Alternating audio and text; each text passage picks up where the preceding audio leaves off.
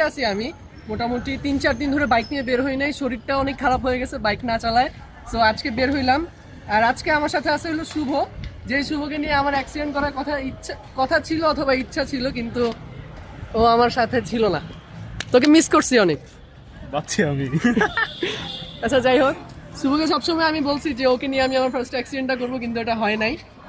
আর অ্যাক্সিডেন্টটা করার পরে আর কি দেখা গেছে অর্ধেক মানুষ আমার সাপোর্টে ছিল, আবার অর্ধেক মানুষ ছিল গাড়ির সাপোর্টে। এখন দোষটা আমি যতটুকু বুঝতেছি ওনারই ছিল, কারণ কি আমি যখন পাশাপাশি চলতেছিলাম তখন হঠাৎ করে ইন্ডিকেটর দিয়ে ডানে ঢুকাই দিছি।